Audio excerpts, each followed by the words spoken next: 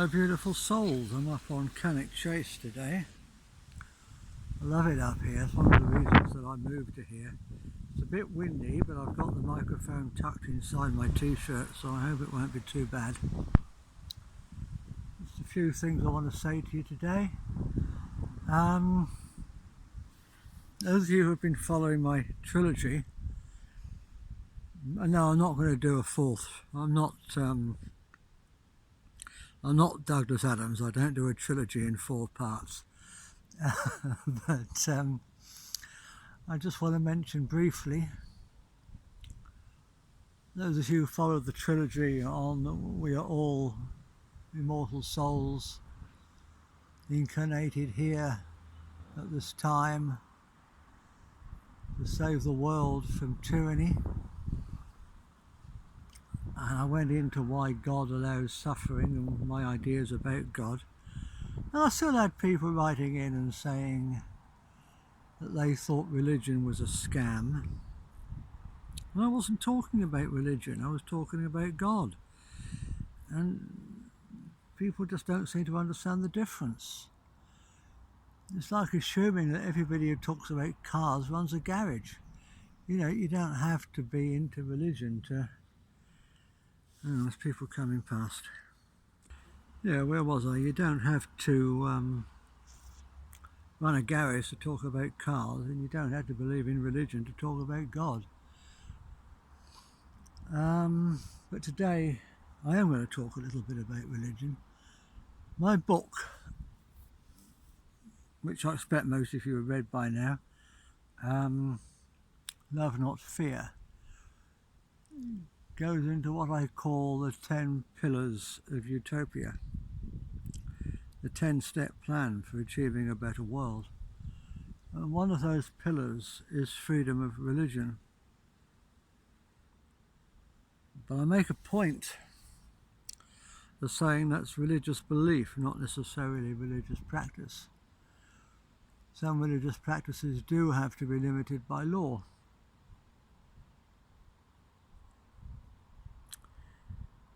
And I wrote this in 2017, and I gave the example of human sacrifice. And of course at the time people wrote in and said, nah, there's no such thing as human sacrifice. It hasn't happened for hundreds of years, maybe thousands of years. Probably never happened then. All the talk about human sacrifice amongst the Druids was nonsense. It was just anti-British propaganda put about by Julius Caesar because he wanted to invade us.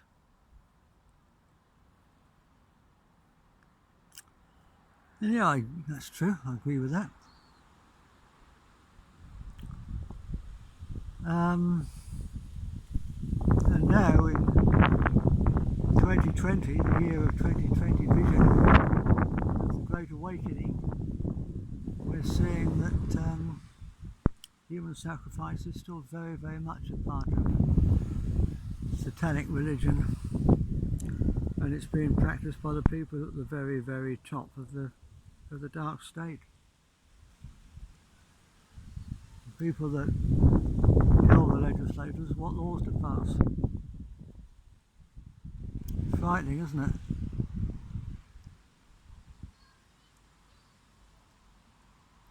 So yeah, there are some things that they might believe you can't actually do in a polite society. Human sacrifice is one. Mutilating little girls' genitals is another. Murdering apostates is a third. And killing people who have a different religion than you. No, we don't want that sort of nonsense. We want tolerance.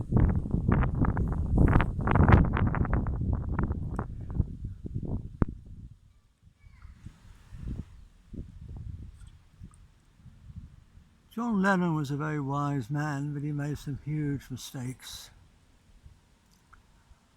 And his biggest mistake was probably his song Imagine. Imagine there's no heaven. It isn't hard to do. No religion to kill or die for. No countries to kill or die for, and no religion too. Well, apart from the bad grammar, it should have been no religion either.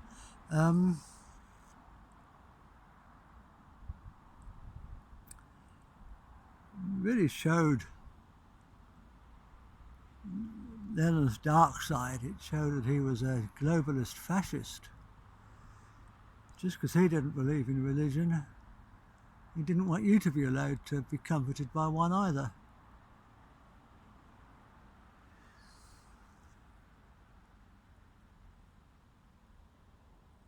Religion, a lot of people like their religions.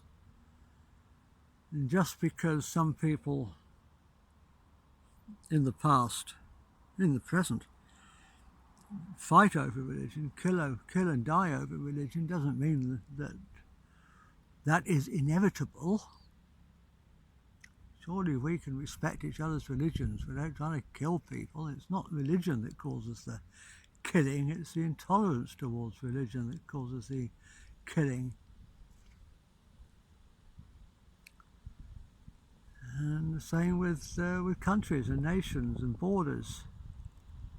You can see different countries at war with each other and say, well, we're in war, we're getting rid of the countries. But that's backwards. That's globalist newspeak.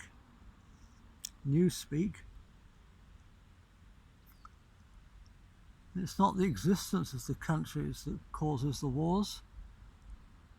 It's the illegal crossing of the borders, the disrespecting of other people's borders that causes the wars. As I said in a recent video, sorry, I'm a little bit close to the road here. I was going to go further in, and I will in a minute. But it was getting late and I wanted to get this video out. So sorry about the intermittent road noise. Where was I?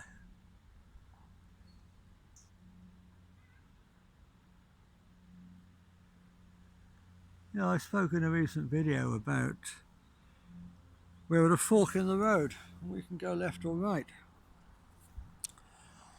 And we can take the globalist woke route towards fascism, totalitarianism, or one world totalitarian government. The boot stamping on the human face forever.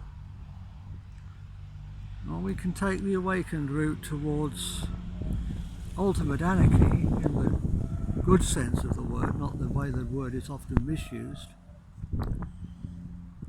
To mean people doing the right things for the right reasons, not because they're being forced to by some government.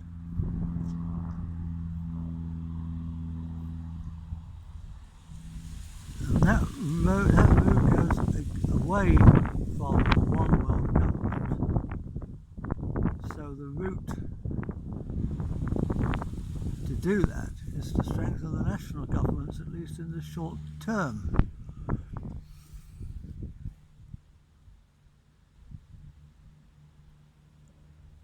It's just simple arithmetic, it's maths.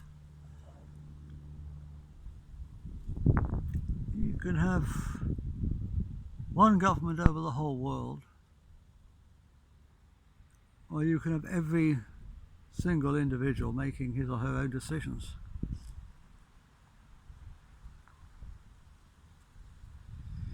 And the way to get from the first example to the second example is to make the government smaller and smaller and smaller and smaller and smaller. So you have national governments instead of a one world government, because national governments are smaller and more controllable.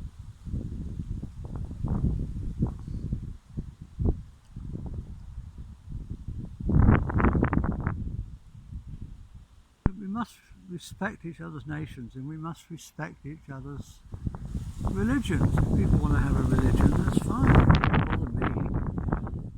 You can believe that aliens are living in your fridge. I don't care. You believe whatever you want. I don't, as long as you don't insist I believe the same thing.